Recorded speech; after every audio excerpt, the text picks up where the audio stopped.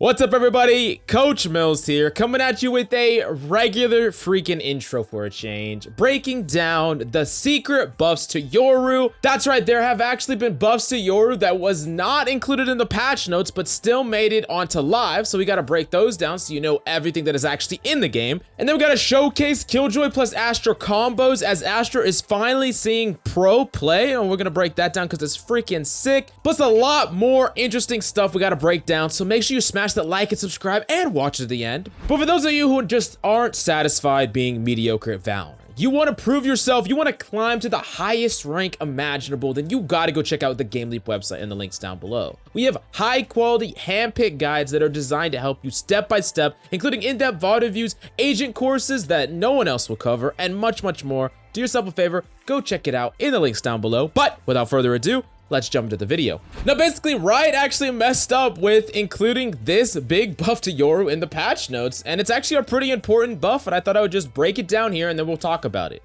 So essentially, the line that was missing from the patch notes was, quote, time it takes to unequip out of dimensional drift has been decreased from 1 second to 0.6 seconds. Now, for those of you who have never played YORU, I don't blame you, by the way, the character would almost always die if you popped out of dimensional drift near an enemy. It just took way too long for you to leave dimensional drift your ultimate and whip out your weapon in time to ever make a play on the enemy, and now that this has changed, there are a lot more aggressive ultimate plays that you could imagine being used. Now, this is just another buff to the long list of buffs we just received that is going to make YORU quite a bit better than before, but we're going to have to wait and see just what that means as far as pick rate is concerned. We'll be breaking that down more as we know more, as patch 2.06 is played a lot more on live. Now, pro season is really ramping up in Valorant right now, with everyone trying to go through the open qualifiers and challengers to potentially qualify for the big LAN event where regions are going to go head to head, and everyone in NA is trying to be that 2 teams that qualify in the NA region, and all of the regions are fighting for their spots. Now, while we're not going to see YORU and Viper buffs be played in this tournament because they're on an outdated previous patch 2.05, we do finally get to see Astra in pro play, and I wanted to break down a clip right here. We get to show you a really sick clip of a combo between Killjoy and Astra. Let's roll it here.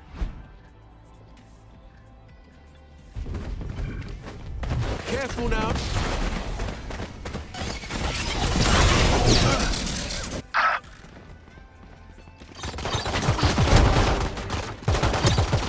One enemy remaining. Now, I'm telling you right now, guys, this is just the start of what's to come, and if that looks like absolute cancer, well, that's probably because it is, but I'm guessing a lot of players are gonna have to learn how to play around this really quickly, or they're just gonna get rolled by it. But maybe if you have a duo partner, this is something that you want to try in your games, because I think it's really a sick 2-person combo that you could use in rank to completely shut down a rush. Now, the next thing that we got to talk about is Oceana versus NA. Oceana got lumped together with the NA region, and there was actually a tournament between Sentinels and an Oceana team. And in the beginning on Icebox, it was pretty close, and then this happened, followed by some trash talk on Twitter. Let's roll the clip right here. Him and Zones with another one. Tens with a second. Now it's just Dizzy in a 1v5. Catches. Oh, no way!